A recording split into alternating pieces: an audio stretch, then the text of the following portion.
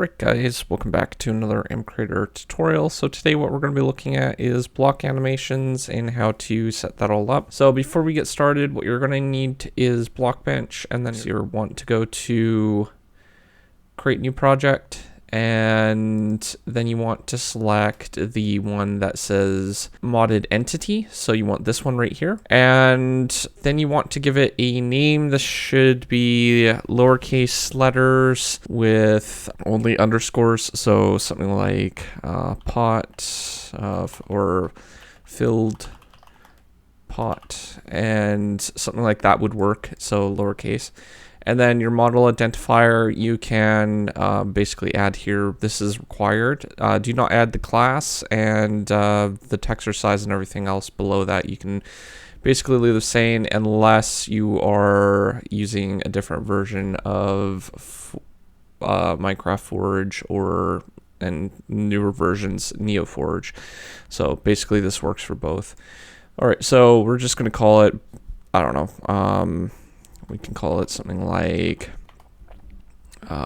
filled pot, and then that will work. You can use capital letters with this, I've noticed, so you can go ahead and click confirm, and then you'll have this interface. So it's very similar to making an entity. You want to first make your cubes and then add your cubes to groups like so. You cannot have subgroups, so do not add subgroups to these folders. Make sure that they're only set up for the groups that you have here. Every name needs to be unique. So basically, as you can see here, what I've done is I've gone ahead and said pot group, and then I've added like handle 1, handle 2, and then pot for the base. And then for the lid group, what I've done is I've gone lid and then the knob, which is at the top here.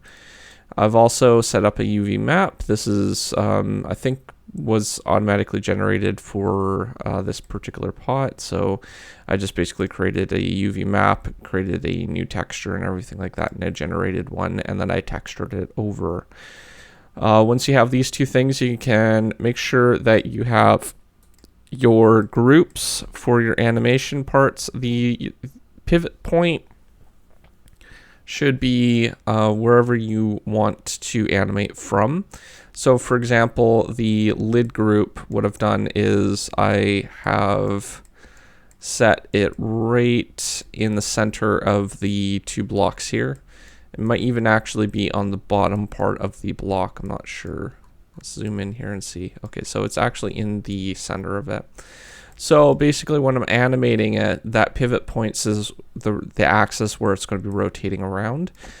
This is linked to your group, not your cubes. So the cubes don't really matter too much for what the pivot point. It's the group that you're going to be most concerned with actually getting the pivot point correct for your animations. So once you've set up the pivot point and everything like that and all your groups, you can go to the animate tab, and it's very simple to how you would make an animated entity. You would first go to create new, a little plus icon at the top there, and then you want to hold in last frame. You're going to call your animation something, so we could call something like jiggle or something like that. We could like jiggle a lid or something. And right, this one will only play once, so once it's finished playing, it won't actually do anything else from that. Looping will constantly play the animation, and this one will play once and then it will be ready for the next frame. So it will go back to basically whatever last state it was in with the animation, and then when you play the animation again, it will start from the beginning and then go to the end again. So play once will only work one time, where this one will allow you to do multiple animations. So we would click that one. One of the things that I should know is if you have to edit it, then you would go in here. Now, one of the things that I do suggest is setting this to 20 for your snapping, and then when you're actually using the timeline down here, the timeline is used for certain rotation or certain animations. You can select different parts of the thing, like your groups over on this side, and it will show up on your left hand side, very similar to the other animations for your entities and stuff. So when you click a plus icon, you want to make sure that you have your timeline in the position that you want it. Always set your default position for how everything's going to be set up. So for example, this, the lid, what I want to do is basically jiggle it, right? So what I'm going to do is I don't need the body of it.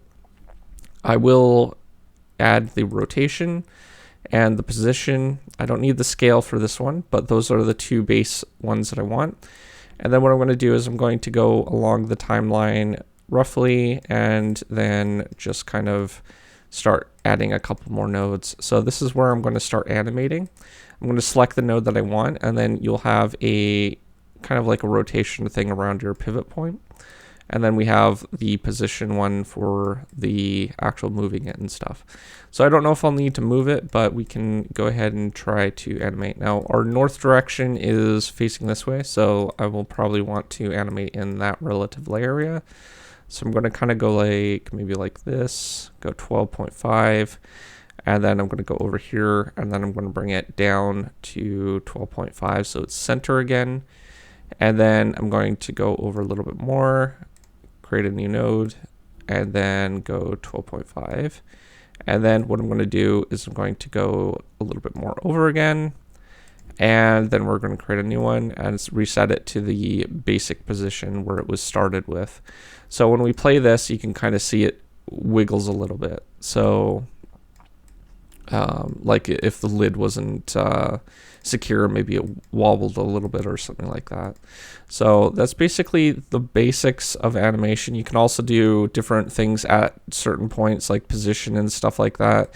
If we wanted to maybe add a position where maybe halfway it went up, so we could go and create a new node here, and then we can bring it up like that, and then we'll bring it down over here, back down to there. And now if we play, it will have kind of like a jiggle kind of effect here. So that's pretty cool. All right, anyhow, that's parts basically done. We have 3 animations. I'm just going to delete this jiggle one because we don't really need that one. But we do have an open animation, which is this one right here, and it will hold the animation. And then there is the close animation, which will bring it back over to close the block. So those are the 2 that I basically presetted into this particular model. So let's go ahead and start exporting these, and I'll show you how to do that part. So to export, what you want to do is go to your Edit tab, and then you want to go to your File, and then you want to go to Export, and then Java Entity. This is going to export your actual model for your entity. So we're going to call it, probably best to call it the pot that we have. So pot, and then what we're going to do is save that. We also have to export each animation separately. So what we're going to do is we're going to export, and then we're going to scroll down where it says export model entity animations, and then we're going to select only one at a time. So you can deselect none or select none, and then you can select each one of those. So in this case, I have one, open and close. I'm going to start with open, and I'm going to confirm. And then you're going to need to call it something a little bit different than your pot model. So we're going to go pot underscore open. And then we're going to go ahead and export the closed version. So in my case, I only have 2 animations, so that's pretty easy to do. Pot close, and then we're going to save. All right, so that part's done. We have everything. I suggest also backing up your entity. So going and save as, and then typing something like pot. It can match your model name. That's fine. It's a different file type. And you should have these kinds of files on your thing. You have your animation files, which are Java entities or Java files, and then you have your pot, which are your model and your Blockbench model. So once you have your animations, we need to tweak the animations just a little bit in order to make them work with MCreator. So what we're going to do is we're going to go and open up our first one, which is our open animation. And we're also going to open up a second one. Now I'm using Notepad++ for this. You might need an actual editor that can handle proper formatting and stuff like that. I do recommend Notepad++ because it is free and it should work on most operating systems. If not, then you might be able to use something alternative to that supports Codebase and stuff like that.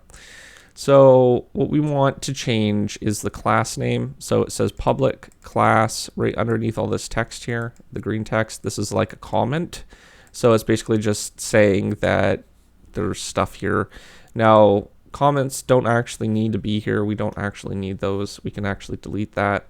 What we are interested in is this part right here where it says pot animation. So this name needs to be separate from anything else in your mod. Even other animations. So for example, we have pot close. So animation close would be a good name to call it. And we're going to clean up this one a little bit too. We're just going to delete the green text or the comment at the top there. And we're going to go open for this one. So this will allow us to use the class name for pot animation open, pot animation close, and then we can save these to the files that we had. So if we open these up again, we can see that they're going to be those particular class names.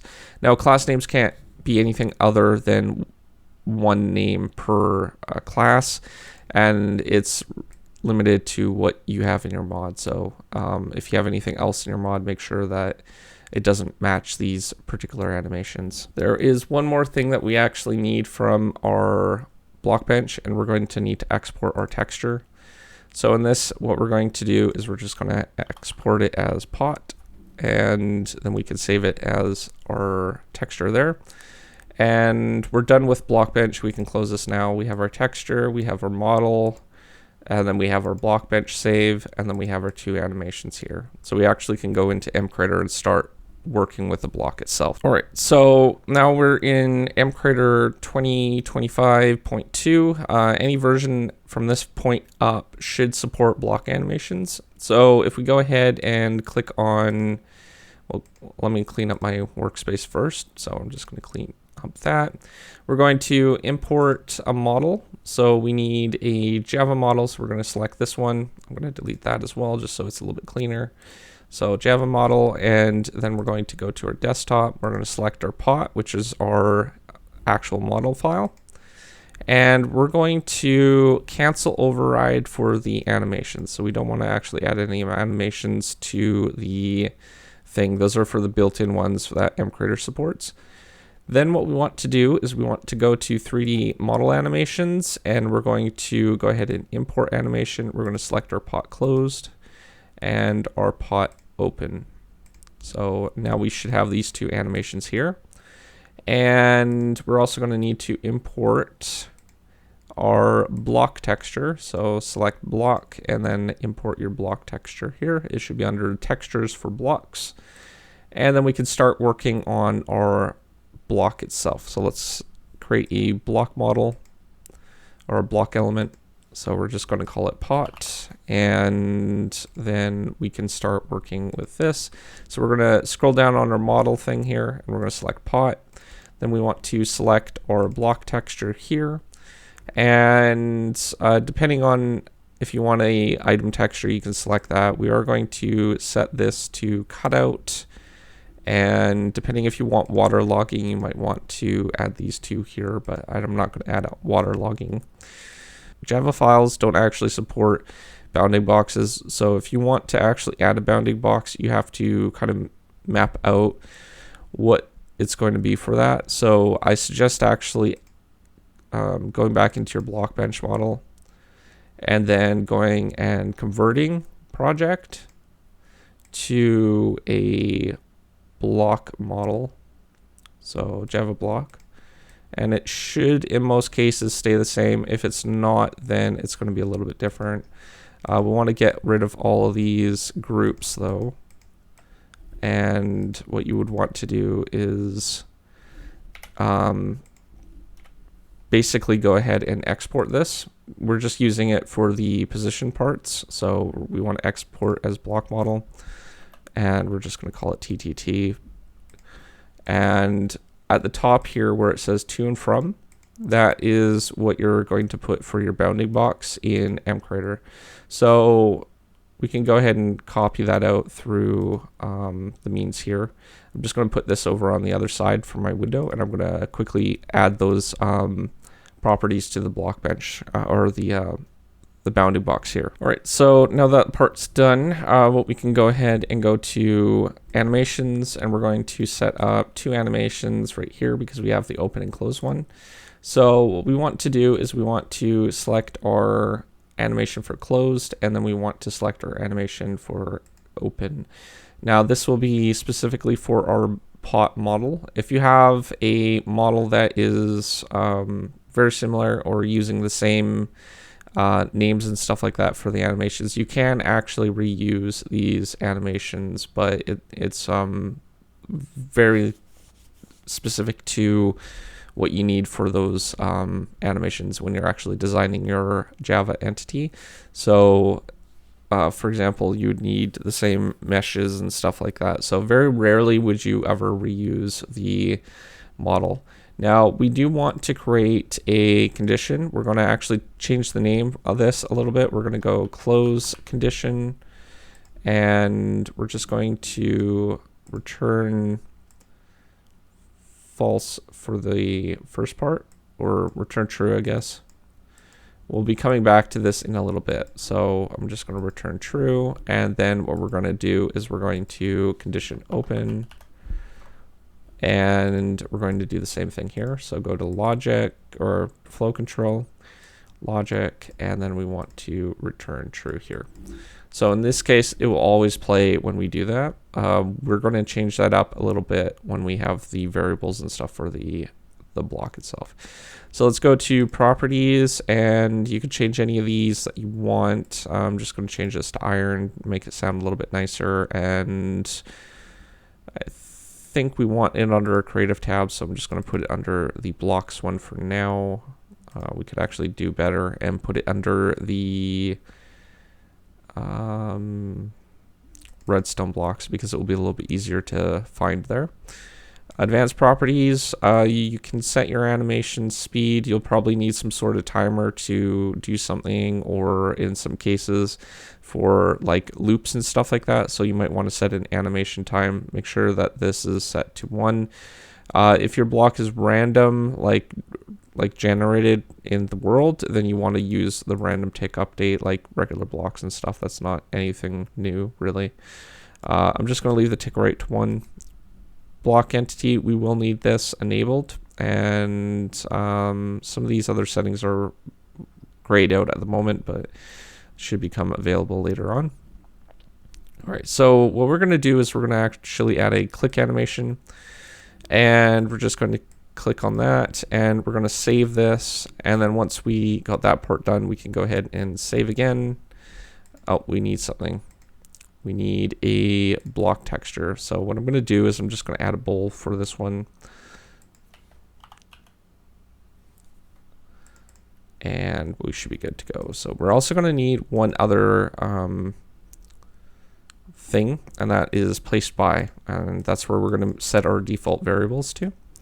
So we're going to save, and then we should have our animation playback ones. We have our right click, which is what we're going to be toggling the animations, and then we're going to have our place by, which we're going to be placing or setting our default animation states, and then we can go ahead and do the rest. So let's go ahead and start with the variables. So variable wise, what we're going to do is we're going to go into our pot block placed by, and we're going to add 2 MBT variables. We're going to go and set pot open, and we're going to set this to false, and then we're going to want pot closed, and we're going to actually, you know what, we could actually, because this is only a true or false state, we could in theory just have one here and have it set to false, and then we can reuse this variable because there's 2 states already. So we can save that now, and then when we right click, what we want to do is we want to go ahead and set our variable. So we don't actually need to test for the condition. We can go ahead and just go directly to data and test if the variable is the same. We want to make sure that that variable is the same name for the tag. And this will test if it is true. And then we can go ahead and set false. And then we're going to set this to true down here and set this one up here as false, and then we should be good for that part. And then in our playback conditions, this is when the animation is open. So we want to test for that variable for when it's open. And that's all we need to do for the open state. And then for the closed state, what we would do is we would test if it's not open. And we go to block animations and then scroll down to the bottom here and use our variable again. And that will test if it's not open. So basically all that is set up now. All we need to do is test in game. All right, so we're going under the redstone. We're going to grab our pot and we're going to place it down. You can see that the animation did play at the very beginning. So let's go over here. And if we right click on it, you can see that it will open and close. Now, you might want to not add the bounding box for the parts that actually open or animate. As you can see, there's kind of like an outline here for the animation where the pot would normally be, the pot head, or the pot lid, I guess. So it looks fine in the default state, but you would probably want to make sure that the lid part isn't actually bounding or shows a bounding box. So that will limit you to the base model, but it will clean up the state when it's actually in its open one. But overall, it will open and close as normal. So that's the basics of block animation, very similar to entity animation. So hopefully this made sense. Obviously, it's pretty advanced. So if you're not familiar with all this stuff, I suggest just learning and trying to find documentation and stuff like that, and even re-watching the video and kind of trying to put together the things that I did. But again, I have a Discord server, so if you have any questions for the community, you can always ask there as well. And there are many people that might be able to help with this particular tutorial. So other than that, if you are new to my channel, don't forget to subscribe, comment down below, rate the video, and I will see you guys in the next one. Thanks for watching. Peace out.